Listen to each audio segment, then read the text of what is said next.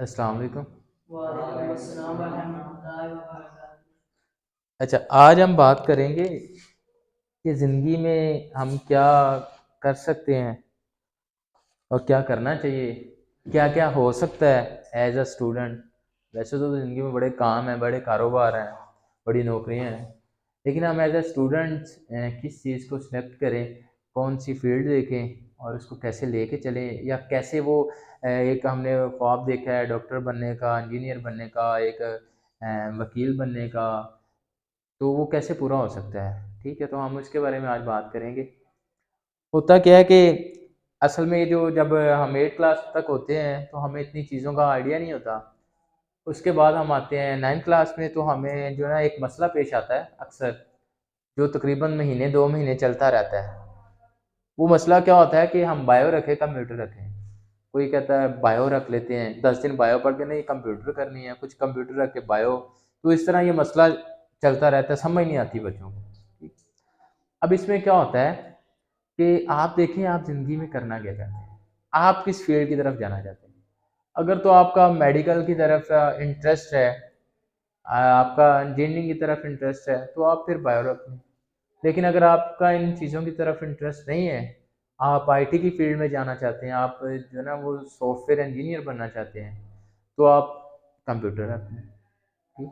और अगर आप वैसे जो है ना आप आर्ट्स पढ़ना चाहते हैं, तो वो उसके लिए ज़्यादा सब्जेक्ट है। इस चीज़ को देखना है। उसके बाद वो हो गया, मैट्रिक होगी। मैट्रिक में हमने क्या करना है कि मेहनत करनी है, अच्छे नंबर लेने हैं।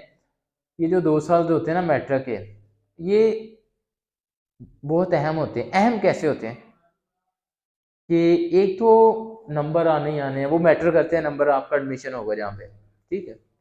वो मैटर करने ही करने हैं कि आपके अच्छे नंबर होंगे तो अच्छे कॉलेज में एडमिशन हो जाएगा, अगर कम नंबर होंगे तो वो एडमिशन नहीं होगा और ये मसले होते हैं। उसके बाद ये जो 2 साल जो होते हैं ना 9-10 में, इनमें आपने बहुत सी चीज़ें सीखनी हैं। आप बेसिकली इसमें आप अपने जो एक ज़िम्मेदारी होती है ना, आपको उसका एहसास होगा कि ये मेरी रिस्पॉन्सिबिलिटी है और आप उसको कैसे डील कर रहे हैं, आप उसको कैसे फुलफ़िल कर रहे हैं। आप वो चीज़ें सीखेंगे। एक बच्चा उसको काम मिला है, अब उसकी ज़िम्मेदारी है कि यार मैंने काम करना है, वो कितना काम करता है। तो जब आपको ये पता होगा ना कि यार ये मुझे टास्क मिला आज, ये डायरी है मेरी, मैंने इसको करना है।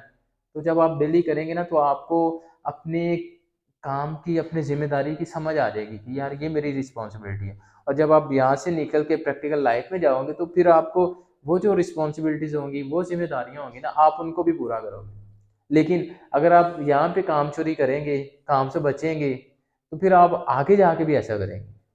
प्रैक्टिकल लाइफ़ के अंदर भी ऐसा करेंगे, ठीक है? तो ये चीज़ें होती हैं, इसके अलावा और बहुत सी चीज़ें होती हैं जो with the passage of time हमें देखने को मिलती हैं, सीखने को मिलती हैं, वो सीखते हैं। उसके बाद मैट्रिक हो गई, अच्छे नंबर आ गए, बुरे आ गए, जो भी हुआ, एफएससी आ गया, आईसीएस आ गया। एफएससी प्री मेडिकल करें, इंजीनियरिंग करें, वही आपका अगर इंटरेस्ट मेडिकल के अंदर है तो आप एफएससी प्री मेडिकल करें, आपका अगर इंजीनियरिंग के अंदर है तो आप इंजीनियरिंग करें। और इसके अलावा अगर आपका वो आर्ट सब्जेक्ट में है तो आप वो सिंपल एफए कर सकते हैं। तो उसके बाद आप आईकॉम कर सकते हैं, एफएआईटी कर सकते हैं। ये चीज़ें होगी, ये आप इनमें से कोई भी कर सकते हैं। अगर इनमें भी इंटरेस्ट नहीं है तो आप मैट्रिक बेस पे हमारे मुख्तलिफ इंस्टीट्यूट है, वो डिप्लोमे करवाते हैं, ठीक है?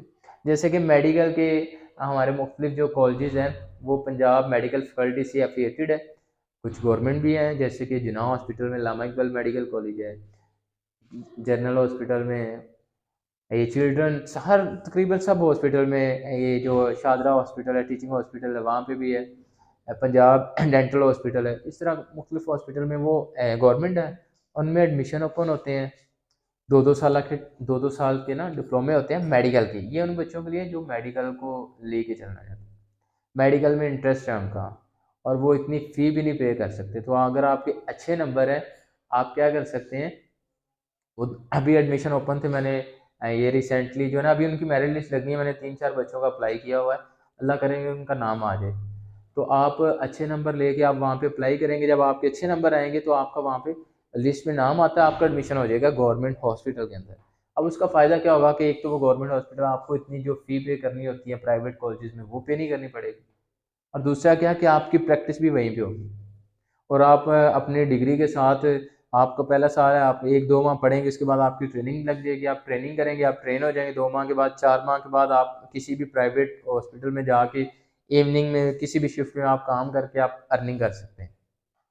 इसके अलावा अगर आप 2 साल का डिप्लोमा कंप्लीट हो जाएगा, आप उसी फील्ड को आगे उसमें बीएससी कर सकते हैं, आप उसमें टेक्नोलॉजिस्ट बन सकते हैं। ये शॉर्ट वे है। इसका फ़ायदा ये है कि एक बंदा एफएससी करता है, फिर इस फील्ड में आता है। अगर आप लेट्स सपोज कि आप बीएस डेंटल करना चाहते हैं, ठीक है, या आप करना चाहते हैं OT, BS OT, operation theatre technologist, तो आप पहले 2 साल का डिप्लोमा कर लें। जो आपने 2 साल एफएससी पढ़नी है, वही आप मैट्रिक के बाद 2 साल का ओटी का डिप्लोमा करें। आपको क्या होगा, आप मैट्रिक के बाद ही अपनी फील्ड के अंदर आ जाएंगे, आपको चीज़ों की समझ ज़्यादा होगी। और फिर सबसे जो बड़ी चीज़ होगी कि आप कहीं भी काम करके आप अपने अर्न कर सकते हैं। उसके बाद वो 2 साल का कंप्लीट होगा, आप फिर उसी फील्ड के अंदर ओटी के अंदर आप 4 साल डिग्री कर सकते हैं, बजाय इसके कि एफएससी करें। लेकिन ये उस कंडीशन में है जब आपको पता है कि यार मैंने यही करना है, क्योंकि एफएससी के अंदर हमारे पास मुख्तलिफ बहुत ज़्यादा डायरेक्शन आ जाती हैं कि हम इधर भी जा सकते हैं, इधर भी, इधर भी।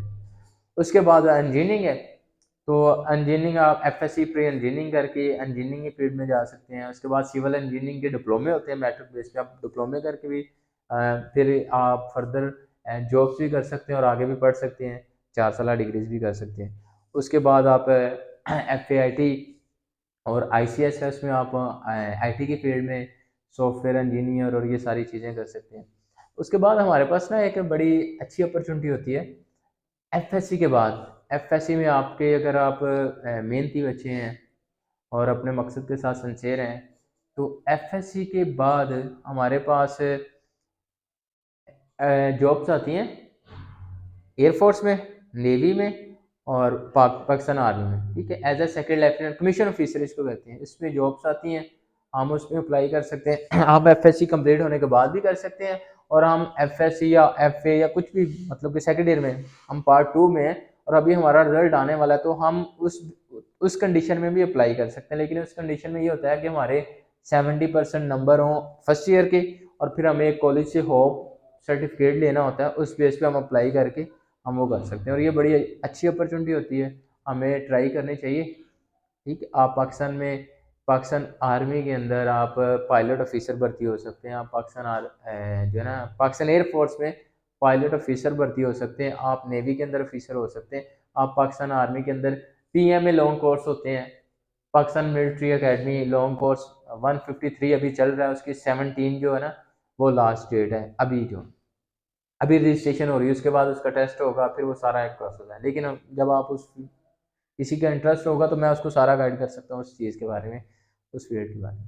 तो आप उसको करके एफएससी के बाद ही वो 17 स्किल की जॉब होती है और वो बड़ी अच्छी होती है, आप उसमें कर सकते हैं।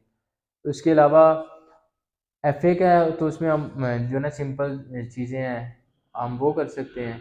हम जो फील्ड होती है ना, अक्सर बच्चे पूछते हैं कि सर जी बताएं किसका स्कोप अच्छा है, कौन सी अच्छी है वो करें। तो एक चीज़ है कि स्कोप फील्ड का नहीं होता। मैंने ऐसे डॉक्टर भी देखे हैं कि जिन्होंने डिग्री नहीं है, जिनके पास प्रैक्टिस की हुई है, सिर्फ प्रैक्टिस की हुई है, और उनके पास मरीजों का इतना रश है कि नंबर नहीं आता। और मैंने ऐसे एमबीबीएस भी देखे हुए हैं कि जिनके पास मरीज नहीं है। मसला क्या होता है कि स्कोप फील्ड का नहीं है, स्कोप इंसान का है कि आपको काम कितना आता है।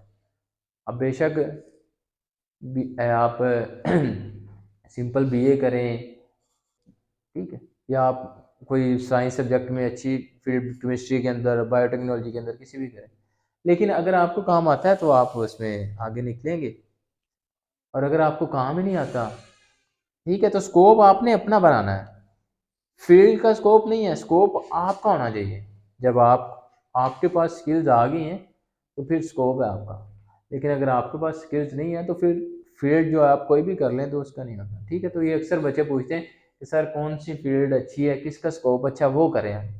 स्कोप नहीं, कोई भी चीज़ है, कोई भी हुनर है ना, कोई भी महारत है, वो अच्छी बुरी नहीं होती। आप कोई भी जिसमें इंटरेस्ट है उसको ले, लेकिन आपने फिर उसमें खुद को इतना पॉलिश करना है, इतना आगे जाना है कि कोई भी आपका मुकाबला ना कर सके।